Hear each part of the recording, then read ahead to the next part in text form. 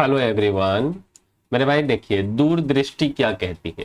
नेपाल की घटनाओं में सबके लिए सबक है। सोशल मीडिया के दौर में आप युवाओं को दबा नहीं सकते हो, ठीक है। अब यह मेरा कहना नहीं है, लेफ्टिनेंट जनरल है और इनका नाम है सैयद अता हसनैन, ठीक है। अरे क्या हो रहा है।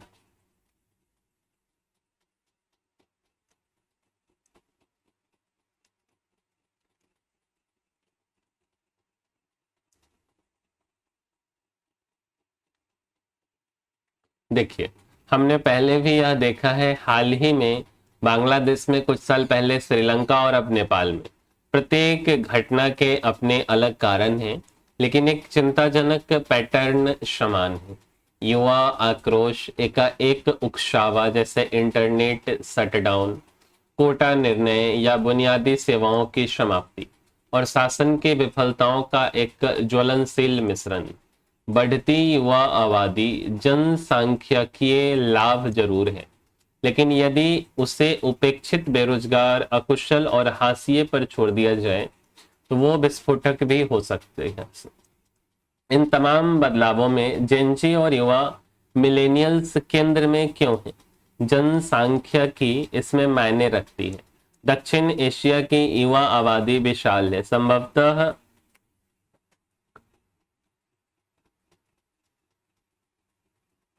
संभवतः यह एक आर्थिक इंजन है, लेकिन शोध एवं चिंताजनक पैटर्न भी बताते हैं। जहां बड़ी युवा आबादी बेरोजगारी, कमजोर शासन और हाशिए पर धकेलने वाली राजनीति झेलती है, वहां राजनीतिक अशांति की आशंका बढ़ जाती है। साफ शब्दों में कहें तो बेचैन, डिजिटली कनेक्टेड युवा भीड़ जुटाने वालों के लिए वरदान और कमजोर राजनेताओं के लिए सिरदर्द है। इस घटना को समझने के लिए आपको तीन दृष्टिकोण से विचार करना होगा। नेपाल के टूटे फूटे लोकतांत्रिक प्रयोगों और हिंसक विद्रोह का इतिहास, मोबाइल मीडिया सेवी युवा आबादी की संगठन शक्ति, और अमेरिकी राजनीतिक दार्शनिक जिन शार्प द्वारा गढ़ी गई सैद्धांतिक रणनीति, जो बताती है कि आंदोलन सत्ता को कैसे उखाड़ फेंकते हैं। नेपाल में 2008 तक राजाशाही थी। देश की राजनीति बेहद अस्थिर थी। 1996 से 2006 तक चले लंबे माओवादी विद्रोह ने हजारों लोगों की जान ले ली और शासन और जनता के रिश्ते खराब हुए। इस इतिहास ने तय किया कि सेना और पुलिस किसी अव्यवस्था का जवाब कैसे देते हैं और राजनीतिक कुलीन कैसे राष्ट्रवादी ढांचों का उपयोग करते हैं। ताकतें अतीत से कुछ नहीं सीखती हैं। किसी भी राजनीतिक विज्ञानी ने नेतृत्व विहीन, त्वरित और अहिंसक संघर्ष की यांत्रिक को जिन शार्प से बेहतर नहीं समझाया था। अपनी महान कृति फ्रॉम डिक्टेटरशिप टू डेमोक्रेसी में शार्प ने बताया है कि कैसे विकेंद्रीकृत आंदोलन, सांकेतिक अवज्ञा, हड़ताल, असहयोग और कम्युनिकेशन नेटवर्क के रणनीतिक उपयोग के जरिए सत्ता की जड़ों को कमजोर कर सकते हैं।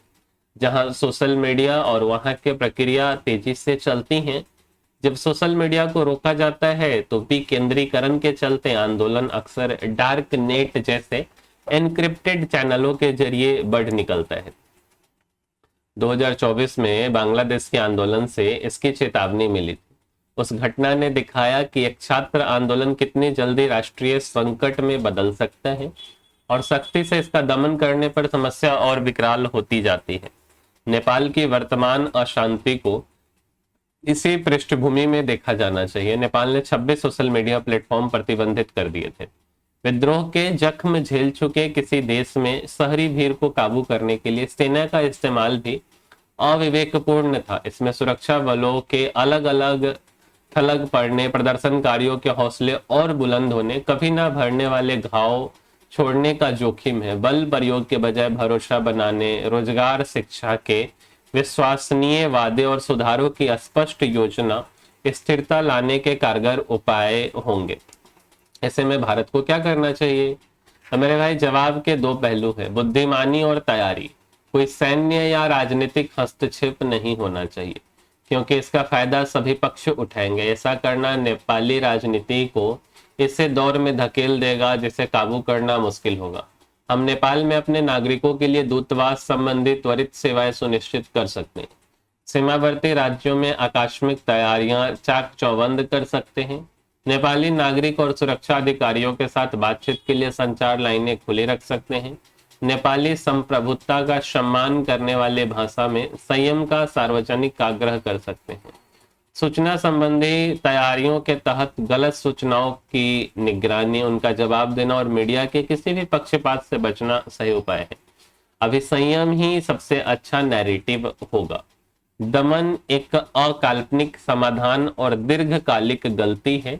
इंटरनेट प्रतिबंध या बलपूर्वक 1-2 दिन के लिए विरोध शांत कर सकता है, लेकिन सत्ता की ताकत अच्छी नौकरियों, विश्वसनीय पुलिसिंग, स्वतंत्र न्याय और शांतिपूर्ण शिकायत निवारण पर टिकी होती है। बट यह जो भी बातें हैं, यह जो लेखक हैं उनके अपने विचार थे। उम्मीद करते हैं कि यह आपको वीडियो पसंद आया होगा, और अच्छा लगा है तो इसको लाइक कर दीजिए, साथ साथ शेयर भी कर लीजिए, और चैनल को क्या करना है आपको, तो सब्सक्राइब करना है। मिलेंगे हम किसी अगले वीडियो में। इस वीडियो में इतना ही, तब तक के लिए धन्यवाद।